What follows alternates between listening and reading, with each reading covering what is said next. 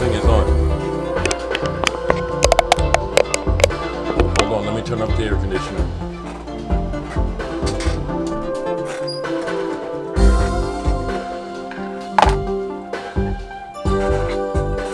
From my latest album, as much as I'm listening to other people's music,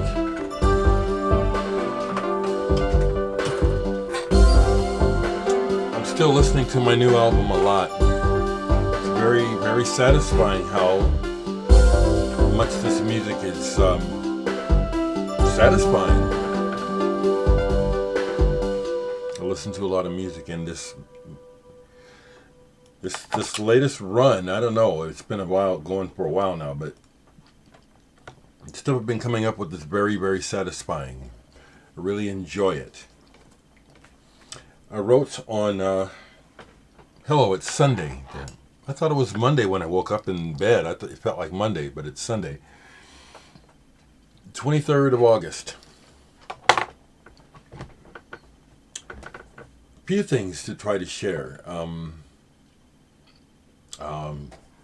I'll keep moving. My music is sounding good to me, and I'm excited about this week's show. But as always, time keeps moving, and we keep losing people. And the two people I'm going to mention, I don't have their records, and never bought their records, but I respect them. Frankie Benali, the drummer of Quiet Riot, died recently. No, I've never owned a Quiet Riot record. I don't put them down, though, like they have been. You know, at this stage in my life, I need to be realistic about things. And Quiet Riot did what they did to become successful. That was what they wanted. But was Frankie Benali the real deal? Was he a real drummer? Was he a real music head? Yeah, he was. He was a good drummer for rock, but also in interviews that I'd seen with him, he strikes me someone that I would like, and he was a music head. I mean, like the drummer from Quiet Riot knew about Renaissance and PFM. You know what I'm saying? It's like a lot of times public perception gets loaded because of media information, which is always inaccurate. So Frankie Benali was cool with me. Walter Lurie of the Heartbreakers. I never got to see the Heartbreakers, Johnny Thunder's band after New York Dolls. A bunch of junkies. But Walter Lurie just passed. Lived a lot longer than maybe some people thought he would. Because, you know, some people can live a long time as junkies. It's amazing. Never got to see them. I used to own some Heartbreakers records in the early days of punk and got rid of them. But I know people who knew him, and I know people who played with Walter Lurie. So I kind of feel this, you know, Kevin Bacon thing, 6 Shades of or whatever. And so rest in peace to those guys. It's been the weekend was quiet, but interesting psychically. We're going through an interesting time right now. This is, for this generation, this is new. The ongoing pandemic, the effects of it, and how it's just not disappearing like Trump said it would, is really weighing heavy on people. And so every day is kind of interesting, all right? You know what I'm talking about. Let me talk to you about some music, because I played some yesterday. Weather Report, Sweetnighter. Probably my favorite of theirs. And a lot of good memories with this album. It's very ostinato. And it's just very powerful. And what a great album cover. What a wonderful image. And who thought of that name, Sweetnighter? How cool is that? Interesting that a band hasn't called themselves Sweetnighter, or I haven't come across them. Played some of this, couldn't get all the way through it because it's really actually kind of cheesy. Paul Ryan, I believe he and his brother Paul Barry Ryan, they were minor pop stars in England back in the 60s. This is an album that was put out on the Charisma label. That's what caught my attention about it when I first saw it back in the 70s when it came out, 76. And it's got the right looking kind of cover. It's like, oh, this looks interesting. This is pop. It's not prog at all. And some of the arrangements on here are interesting, but overall the songs are just, they could be sung like by a cabaret singer, you know. So really quite misleading, but that's a cool cover. And it's a keeper. Got this earlier this year or late last year. It's a 2020 release from L'Amour Records. Bassist Ulf Ivarsson, Lower Zone. Listened to all this yesterday. Victor, if you happen to see this, thanks again for keeping me on your list. This is really good, folks. It's ambient. It's bass solos, but bass using a loop pedal and some other devices. And on several pieces here, it's a while before you can tell it's a bass guitar. And that's a good thing. There's only one piece on here where it's kind of pedestrian, where it's like, this is real easy to follow. I love it when people do stuff and you have to kind of work at what are they doing. And this has plenty of that. And the cover fits it. Ulf Ivarsson, I believe from Sweden. Good stuff. I get into Bowie modes. I love David Bowie. Earthling. And it turns out this is really shot up in value. They'll probably re-release it, but Earthling, when he... I love how Bowie, when he was alive, would take aspects of things that he liked and incorporate it into his work and hybridize it. He would like, this incorporates drum and bass. It's the blue. This is the blue one, but it's not a drum and bass album. And that's what's cool about Bowie is he takes elements, and then he makes them to his own. I quite like this whole album. I like the remix of I'm Afraid of Americans better than the original version on here, though.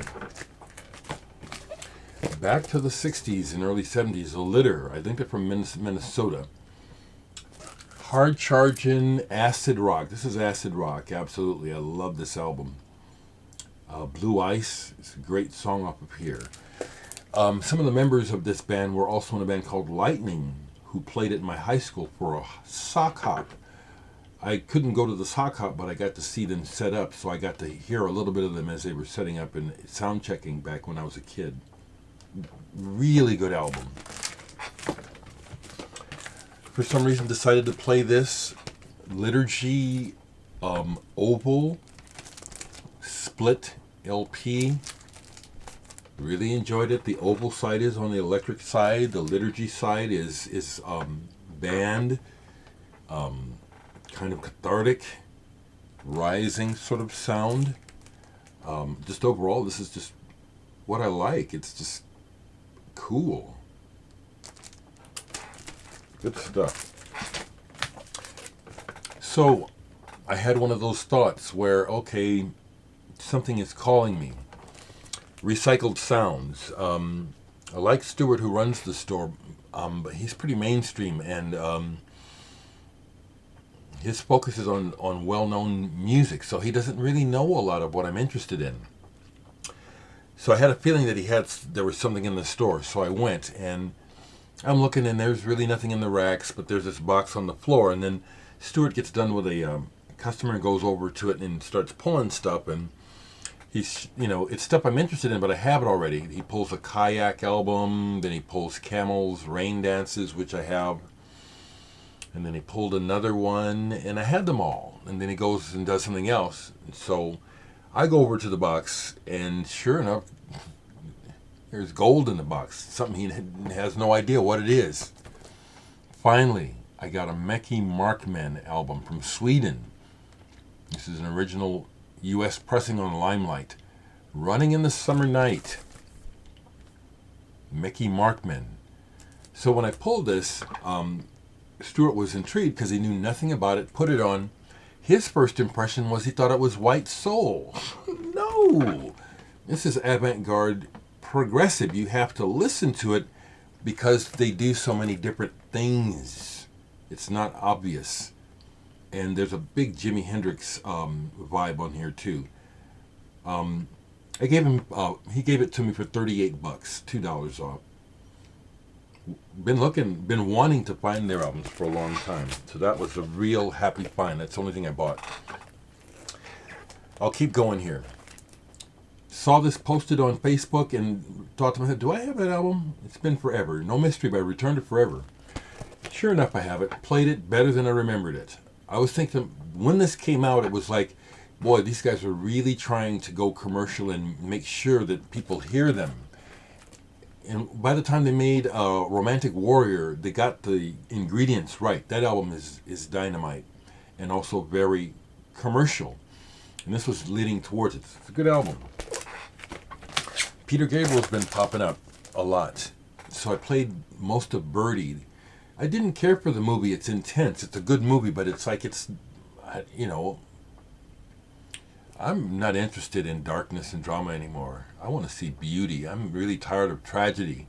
I'm really not interested in seeing any movies in people's pain. I'm not interested in your pain anymore. Maybe I'll listen to some music, but I'm not entertained by drama and death. I wish the world would get tired of it too. Gorgeous music, though. Wonderful, wonderful. I love Peter Gabriel. Along those lines, Ammerland by Führs and Fröhling. They had a band called SFF. And this is really pastoral. Classical guitar and keyboards. Beautiful, just like the picture. Beautiful album. Oh, this is fantastic. And this is cheap heat. You can find this cheap. The cover tells you a lot. This is a very good album. Quatermass, Black Sheep of the Family is the for me the standout track on this. And this cover indicates that something's going on here, and shoulda, woulda, coulda. Really, it should have happened. I'm not exactly sure why this didn't break, but Quatermass, look at that cover. It tells you everything. Hypnosis. I think it's one of the best covers they've ever made. Duncan Mackay from, I think, South Africa. Keyboardist. He's been with a few different bands. Chimera. I think that's an egg. Strange. This is an interesting album. It's got classical symphonic touches, and then there's some kind of vocals that really would have been better left off. But overall, this is a really cool album. 12 minutes. I need to stop, even though there's even a bunch more records I could show you. But 13 minutes plus. Let's see how long it takes for this to load up. I'm going to call attention again to my latest release, DHX. It's on Bandcamp. As much as I'm listening to all this music, and I love all this music, I keep returning to what I've done because I really like it, and it's really good. And I encourage you, to get into it. My music is not made as background for vocals. It's my soundtrack. It's my soundtrack for living. And that's how I encourage you to approach it. It's a soundtrack to what you're doing or not doing. Just let it play and let it unfold.